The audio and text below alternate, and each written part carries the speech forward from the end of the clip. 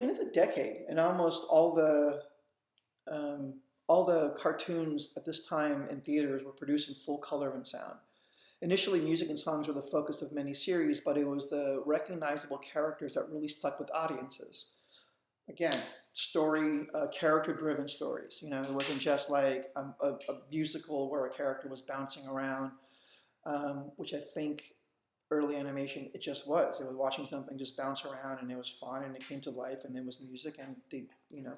But suddenly now you had stories, you had a narrative, and because you had these characters that you were watching, there was a very character-driven version of these cartoons. Mickey Mouse had been the first cartoon superstar who surpassed Felix the Cat, but soon dozens more cartoon superstars followed, many remaining popular for decades. Um, Animated director Ball Clampett designed Porky Pig in 1935 and Daffy Duck in 1937, and responsible for much of this energetic kind of animation, you know, very, yeah, just very like a whole new form of just like very bouncy kind of high energy cartoons with irreverent humor.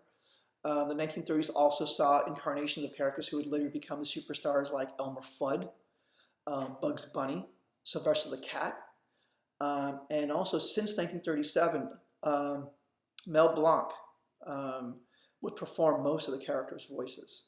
Um, is it Blanc or Blank? Blanc? Blank? Blank.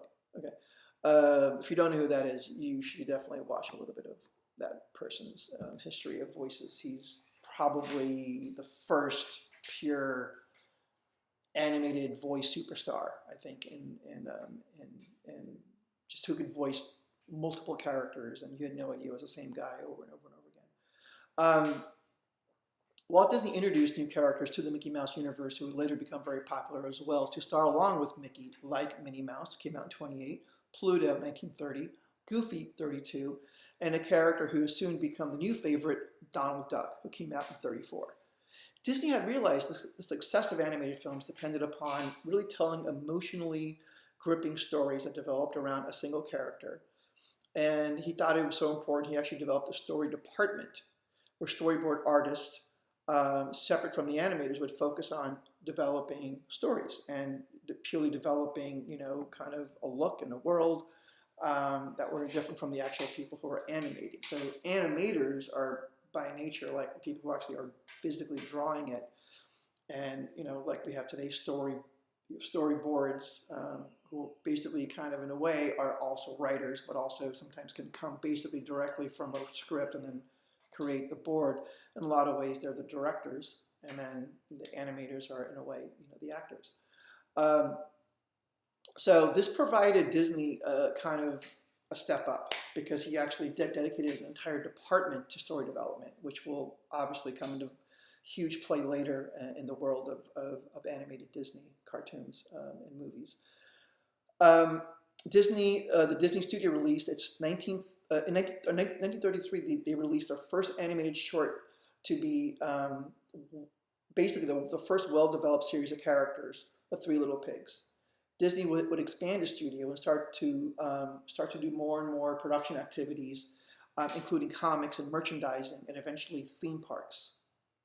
Most projects were based on the characters developed for theatrical short films. So now he had a studio that was creating uh, the cartoons. They would do a comic strip. They would do merchandising, and then now he's building a theme park. You see what's happening here?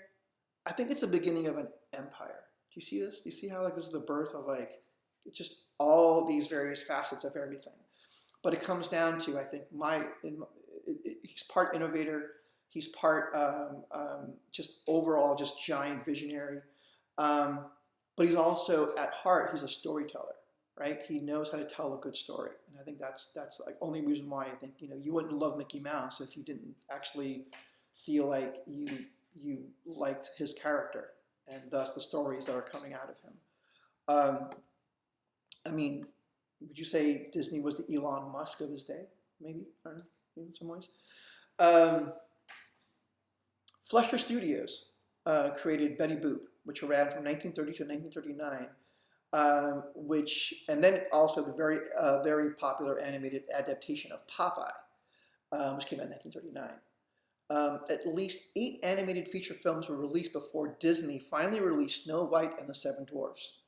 Um, Snow White and the Seven Dwarfs actually premiered on December 21st, 1937, and became a worldwide success. The film continued Disney's tradition to appropriate um, old fairy tales, as would most of the Disney features and franchises that would follow.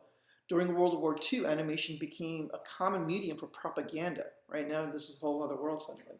The U.S. had most of their best animated studios working for the war effort, including Disney. A lot of early cartoons, including Bugs Bunny, was all about the war that was going on at the time. It's partly what made them so loved and iconic, because they were all very pro-America. So you have all these cartoon characters, or at least cartoons in general, that are being made right now that are all, in a way, like propaganda films, or just kind of ways to subtly hit what was happening in a jovial way, in a very, kind of comical, obviously not too hard-hitting way.